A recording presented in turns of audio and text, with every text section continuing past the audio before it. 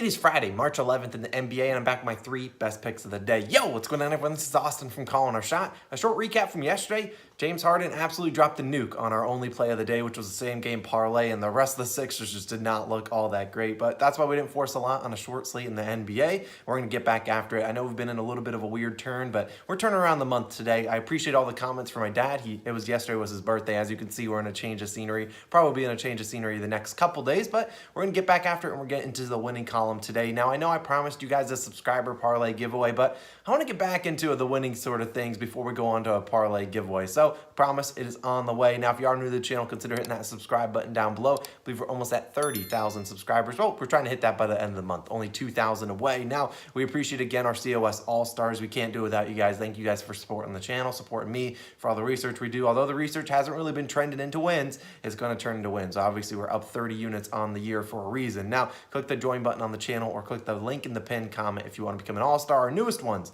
Jay Dalton York, I appreciate you, Alec, and Dursetto7, and then Sean, he rejoined as a COS All-Star. He said not to shout him out, but he deserved it anyways. Thank you guys all again. Now, I don't want to waste any more of your time. It's Friday.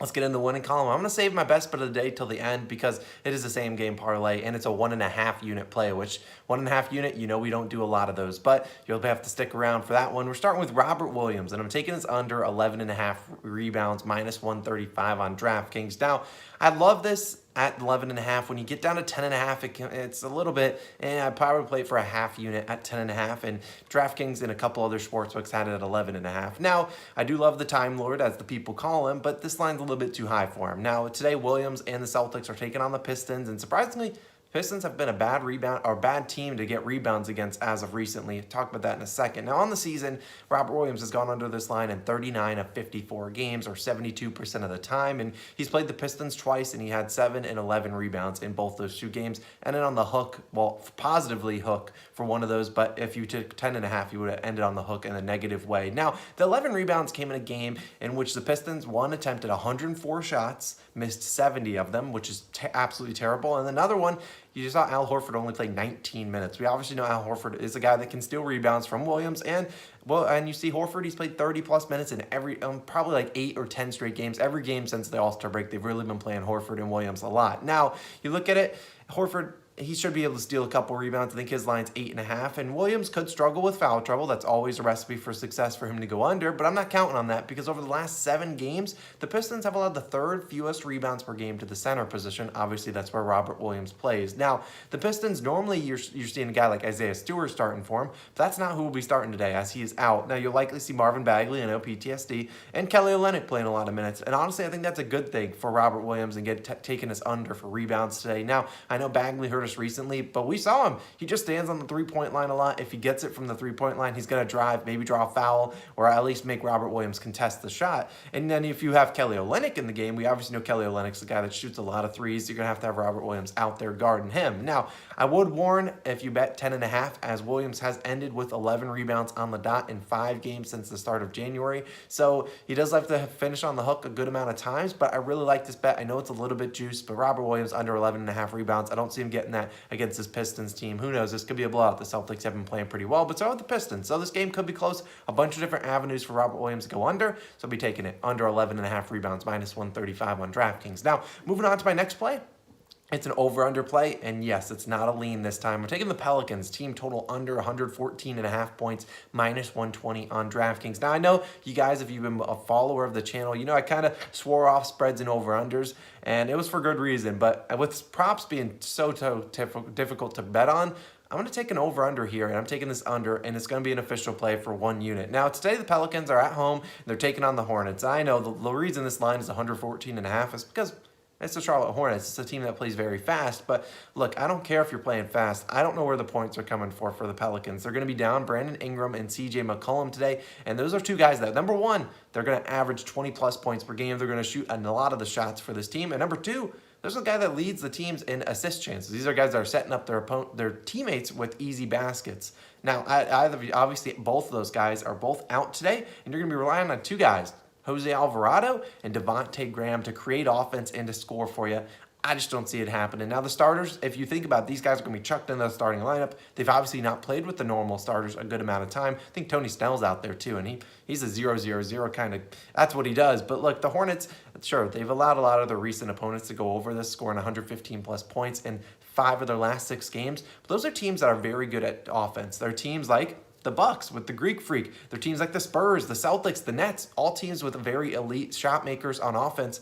I don't know where the Pelicans are going to get that. They're obviously down their 2 stars. Now, since 2022, the Pelicans have missed Brandon Ingram in 8 games this season. And in those games, they've scored 113, 117, 107, 105, 97, 90, 111, and 102. The 111 and 102, the last 2 games. But they've gone under in 7 of those 8 games. And those last 2 when they still went under, that was with CJ McCollum scoring 30-plus points, initiating a lot of the offense. Well, he's not there. And then you look at the previous 6 games without Ingram, they had guys like Josh Hart, Nickeil Alexander-Walker, those guys that can actually score too. And now those guys are obviously gone because they traded them for CJ McCollum. Look, I don't see where the 115 points are coming from. Maybe they should prove me wrong and they absolutely go on a scorching rampage. But it's a total gut call, just a basketball point of view. I don't know how they're going to score with a bunch of new guys kind of playing together, guys that don't play a lot of minutes together. And then they're obviously missing their 2 stars that score 20, 25 points a night. So they're missing probably 45 to 60 points from their 2 stars and the guys that create probably another 30 points. So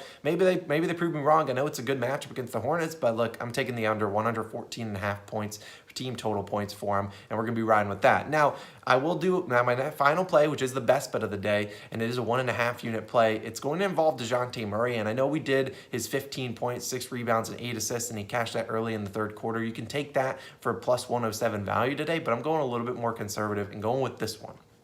I'm going DeJounte Murray, 15 plus points, 6 plus rebounds, 6 plus assists, and then Rudy Gobert, 10 plus rebounds. Now the odds, minus 127 on FanDuel. I already know. I already got a couple comments about the one yesterday. I know. It's asking for a lot. Not a lot of value. Look, I think this is such a good play. That's why it has 1.5 unit play point, 1.5 units on it, because I don't see where any of these legs are going to lose. I'll probably be, you can clip that because if it loses today, then I guess I'll have to put my foot in my mouth. But look, we haven't done a lot of 1.5 unit plays this season, maybe 7 of them on the season, and I think we're 6-1 in them. We've been very good, and this is my most confident in the play. Now, I hate making a same game parlay the best bet of the day, but that's just how it is today. I don't like a lot of the matchups today. I know Darius Garland's playing, but he's playing the Heat, so I want to avoid him at all costs. Now, these 2 guys, Rudy Gobert and DeJounte Murray, only played once this season. At least they've both been active. In that game, Murray had 16 points, 11 rebounds, and 11 assists. It shot terribly from the field, and then Rudy Gobert, 14 rebounds. So this cashed, and you could have cashed the one for 16 or 15, 6, and 8 for Murray too. But look, let's break down each leg. We'll start with Mr. Murray, a COS Hall of Famer. Look, he's had 15 plus points in each of the last 25 games. I mean, he's going to be a guy that's going to shoot 17 to 20 times. He's been scoring 20 plus points pretty consistently, 15 plus, not asking for a whole lot from him. Now, 6 plus rebounds, another thing is consistent. Again, he's had that in 22 of his last 25 games, 88% of the time. We should see Pirtle boxing out Gobert. We should see a guy like Murray trying to corral those rebounds. I don't think he's going to be the guy guarding Donovan Mitchell. Maybe he guards Mike Conley in the corner. Either way, he's something that he can easily get done, and I think he'll be able to get us those 6 plus rebounds. And then 6 plus assists. I know this is much lower. We haven't been taking 8 plus assists, but 6 plus assists, he's had that in 23 of his last 25 games. And I know he's at 8 plus assists in 22 of his last 25, so normally he's pretty good to get 8 plus assists, but this is not a good matchup for him. The Jazz are not a team that allows a ton of assists. Now, Murray obviously is the guy that averages like 20 assist chances, so asking him to get a 6 plus assist, not asking for a whole lot. I think he can easily get that done. Now, he could do 8 plus, which you can do that, but I don't want to do that. I want a 6 plus, which he could easily get in the first half. Now, final leg, Rudy Gobert, 10 plus rebounds. I know, love him or hate him. Gobert, this is what he does. He averages a ton of rebounds. He has 10 plus rebounds in 23 of his last 25 games. And some games he barely plays minutes in. He's a guy that's averaging 14.7 rebounds per game, has 10 plus rebounds in 47 of 51 games played this year. And look, a lot of the misses he had in tough matchups against teams like the Heat and the Pelicans, this is not a tough matchup on paper. In 2 games versus the Spurs this year, 13 and 14 rebounds for Gobert. He has a great track record against them, 10 plus rebounds in 7 of his last 8. His one miss was a blowout where he only had 8 rebounds. Look, the Spurs could get blown out here, but I don't think they will. They're 7-point underdogs, and I think they can keep this game a little bit close, at least into the third, fourth quarter. This play could cash by halftime, for all I know. I think DeJounte Murray can get it done, and I think Rudy Gobert can get his side of the legs done. So again, 15 plus points for Murray, 6 plus rebounds for Murray, and 6 plus assists, and then 10 plus rebounds for Rudy Gobert. 1.5 unit play. I really like this one. It's a same game parlay, and we'll be riding with it. Now, another play I did consider, I did want to look at Karl Anthony Towns over in rebounds versus the Orlando Magic.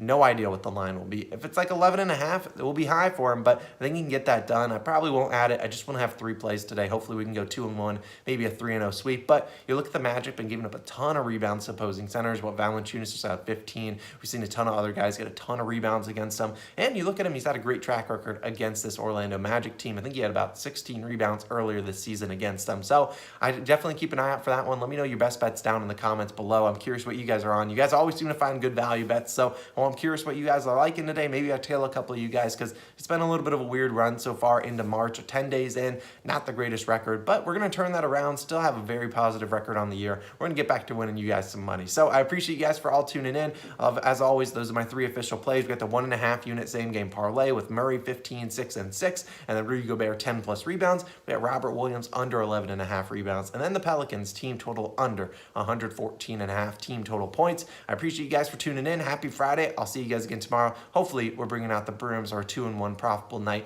I'll see you guys then. Peace.